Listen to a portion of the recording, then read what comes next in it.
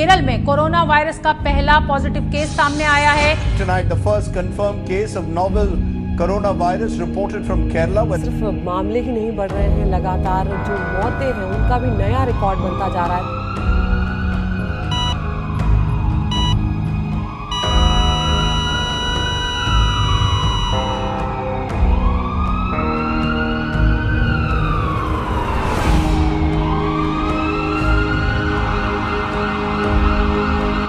आज रात 12 बजे से घरों से बाहर निकलने पर पूरी तरह पाबंदी लगाई जा रही है।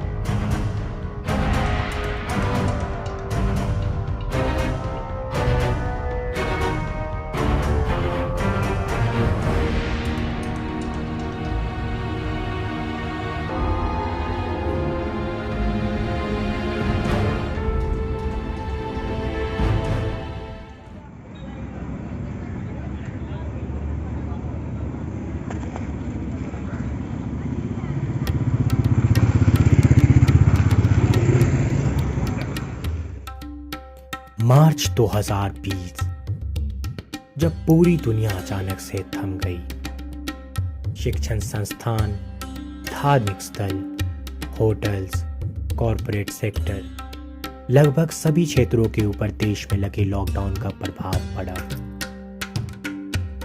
4 महीनों बाद कई जगहों से ताला तो हट गया, लेकिन स्कूल कॉलेज अब तक बंद ही थे।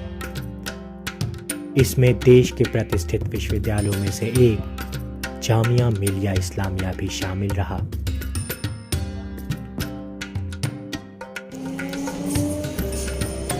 अगला स्टेशन जामिया मिलिया इस्लामिया है।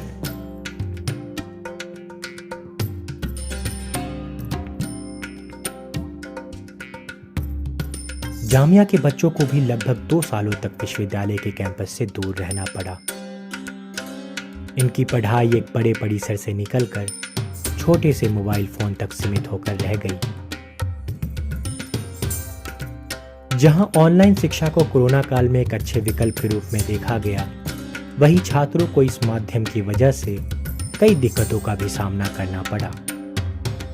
दिक्कत तो यही हो रही थी इंटरनेट कनेक्टिविटी की कभी, और काइंड ऑफ इंटरेक्शन, जो स्टूडेंट टीचर इंटरेक्शन आपको ज़रूरी एनवायरनमेंट क्लास का चाहिए, वो नहीं मिल रहा था। कि आप पढ़ाई तो कर रहे हैं, उसका कोई मतलब महत्व नहीं है, कोई वैल्यू नहीं है। मैं खुद ऑनलाइन पढ़ाई करते हैं, मोबाइल कहीं और है, हम कहीं और हैं, कान में ईयरफोन लगा हुआ है, ईयरबड लगा हुआ है, पढ़ाई कर रहे हैं। तो ऐसे पढ़ाई का कोई वैल्यू नहीं है। आप पढ़ाई ऑफलाइन में आप सिर्फ पढ़ाई नहीं करते, आप सीखते हैं।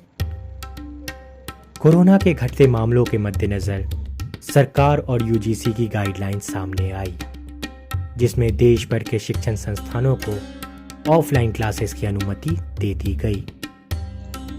जिसके बाद जामिया ने भी सिलसिलेवार तरीके से विश्वविद्यालय को खोलने का फैसला लिया। अभी जो है 10-15 दिन पहले ही जो जामिया का नोटिफिकेशन आया था, तो उसके बाद हमारी क्लासेस ऑफलाइन शुरू हुए हैं। लेकिन उससे पहले ऑलमोस्ट 3 सेमेस्टर्स हमने ऑनलाइन में किए। पूरे तरीके से बंद करके रखे थे hostels, reading rooms, library, classes वगैरह। उनका फिजिकल क्लासेस को शुरू करना भी बहुत ही लो लेवल पे हो रहा है। बहुत ही एकदम एक कोर्स को बुला रहे, 2 कोर्स को बुला रहे। इसलिए फिजिकल एक्टिविटीज़ अभी भी बाकी यूनिवर्सिटीज़ को कंपेयर करेंगे तो बहुत कम हो रहा है जामे, इसलिए बहुत सारे मुश्किलात हो रहे हैं। अगर हम बात करें ऑनलाइन और ऑफलाइन की, तो मतलब ज़मीन आसमान का डिफरेंस आ जाता है। कोविड के दौरान क्योंकि ऑनलाइन हो गया था क्लासेस, ऑफलाइन के कोई चांस भी नहीं थे।